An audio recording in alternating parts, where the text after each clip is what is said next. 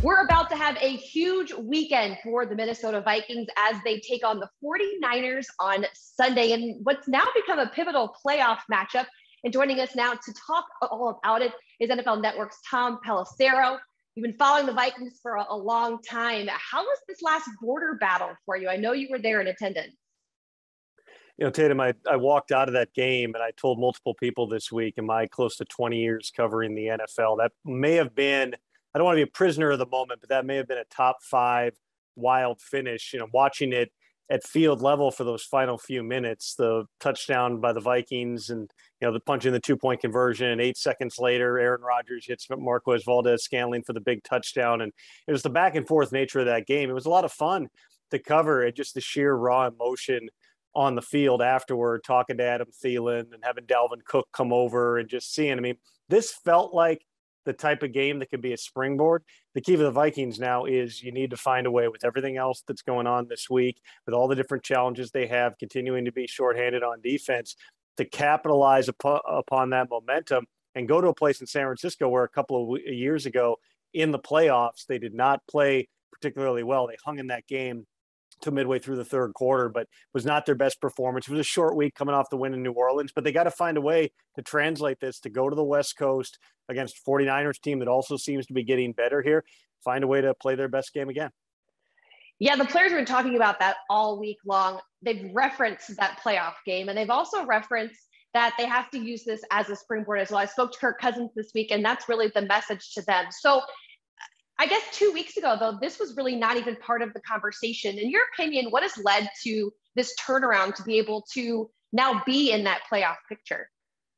Well, the biggest thing, I think, when you just look at the game against the Packers is you saw how many weapons the Vikings have on offense, and they utilized them.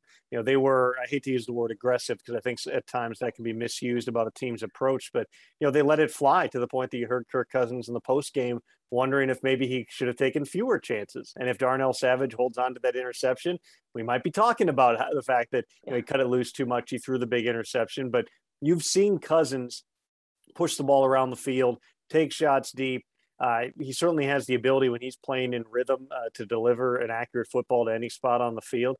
You see what Justin Jefferson can do on a historic pace, and Adam Thielen and Dalvin Cook. They've certainly got the tight ends involved in the offense. The offensive line seems to have solidified a little bit, especially with Christian Darrisaw now coming in at the left tackle position. You know, that was the biggest thing to me, outside of the 1 3rd and 1, where you run kind of a toss play, I think it is, to C.J. Ham. Mm-hmm. Other than that, they really cut it loose in a lot of those big situations. You know, they're a team that I think, as much as Mike Zimmer's history with a defensive background would be, well, this is a team that's built to beat you 20-17.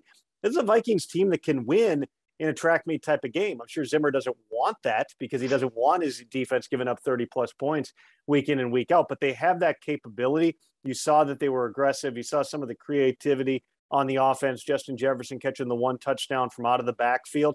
They've got the ability to create a lot of different mismatches around the field. That's the biggest difference. They've found ways just to kind of patch it together on defense because, you know, if you were to name before the season the 5 or 6 most important players on the defense, all but one of them, Eric Kendricks, is not on the field or wasn't. Patrick Peterson is back now, of course, but Harrison Smith is also back. He had been out because of COVID. Peterson had the hamstring. Danielle Hunter's done for the season. Now you've got the additional challenges this week with Dalvin Tomlinson landing on the COVID list. Everson Griffin dealing with a very serious personal situation that he's going to be working through here. Vikings just have to find a way, though, just like everything else that arises, to go out there and play their best football. But make no mistake about it, they're challenged personnel-wise right now on defense. Speaking of, do you kind of expect more of a track meet in Sunday's game against the 49ers? Well, again, you'd like to think no. You'd like to think that you can, give them a little bit more of a challenge, Jimmy Garoppolo a little bit more of a challenge than you did with Aaron Rodgers. But it might have to be. It might have to be the type of game that you've got to put up a whole bunch of points. And, you know, again, I think that the big thing, if you look at their opening drives through the course of the year, they've been really good on the opening drives. And they are spreading it out, and they're being creative, and they're mixing things up. And then it seems like, and this is my only semi-educated opinion, but it seems like there are times through the rest of the game where they play it more to what they think is the strength of the team, which is grind clock, run the football, play defense. Well, what you've seen now is they're kind of taking the same approach throughout the game that they do to those first 15 now, in terms of spreading it out a little bit more, throwing the ball more. Certainly the hallmark of their offense is running the ball with Dalvin, then pulling it, play action, and pushing the ball down the field. They still do that really well, but they have a lot of variety within the game plan right now, and they might need it. They might need it out there against the 49ers. Speaking of the 49ers, what is the biggest storyline that you're interested in for this game? Well, just whether or not Jimmy Garoppolo can continue to play at a high level. You know, the questions a couple of weeks ago were getting louder and louder about at some point, do you play Trey Lance, even though of the 5 first-round quarterbacks this year, Lance, if you talk to people within the NFL, coaches and scouts, they would have told you this guy's the furthest away from being ready to be in an NFL game. But inevitably, when you're losing and you've got a first-round draft pick, a top 3 quarterback on your bench, you're thinking about, okay, is it time? Do you have to put him out there? What Garoppolo has been able to do against some pretty good teams too is give them a chance in those games. We've seen Jimmy, when he's been healthy throughout the course of his career, he's been a good quarterback. He really has. His issue has just been not being able to stay on the field. He's healthy right now.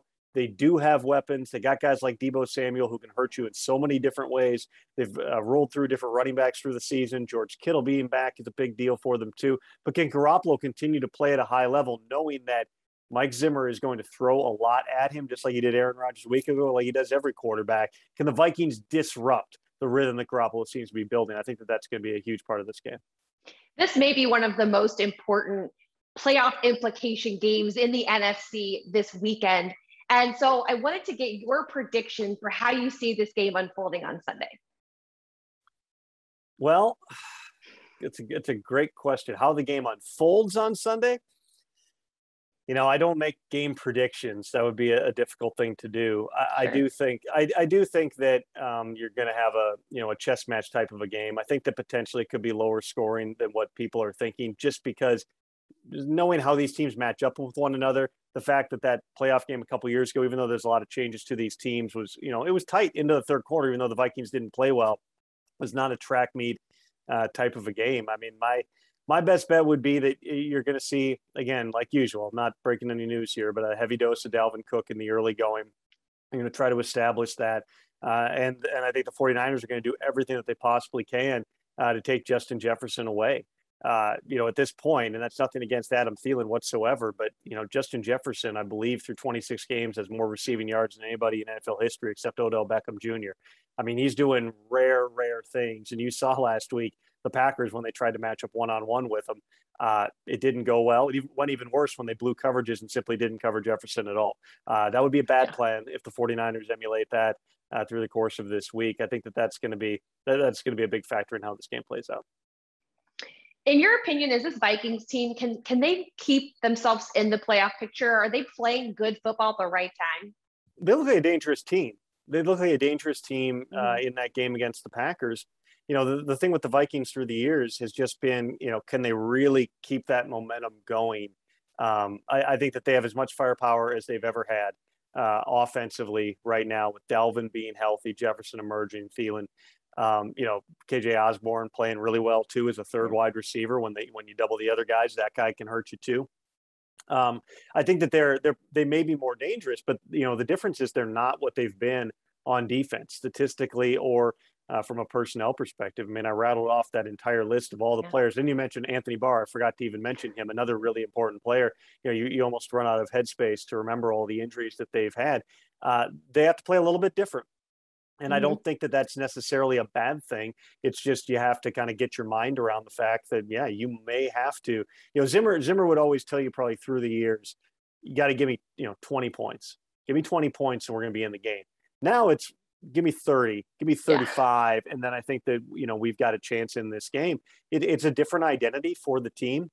They seem to be embracing that identity. And, with Kirk Cousins, again, he's going to, when he's playing as loose and free as he was last week, he's also going to give the other team some opportunities because he knows he can put the ball in some small windows, and he will try to put the ball in some small windows. So him kind of being on, I think you referred to it as the razor's edge, staying on the right side of that.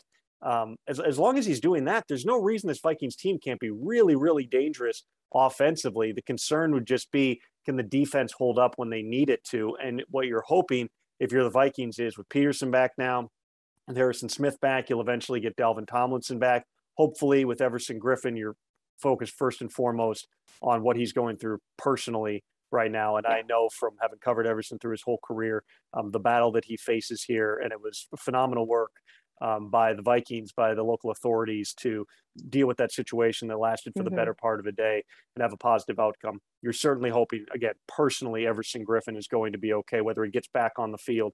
That would be fantastic too, somewhere down the line. But you're hoping that you're going to get some of those key pieces back as you get later on into the season here. But it's not going to be perfect. It's not going to be, the Vikings defense that's number one in the league. That's just not who they are right now. So can they embrace that new identity? That's going to go a long way toward determining exactly how dangerous they can be down the home stretch here. Well, through all the ups and downs that this season has given to the Vikings, it's nice to be playing meaningful football still at this time of the season. 7 games left, a very big game on Sunday against the 49ers. Thank you so much for your insight to NFL Network's Tom Pelissero. We always love hearing from you. Appreciate your time. You got it, Tatum.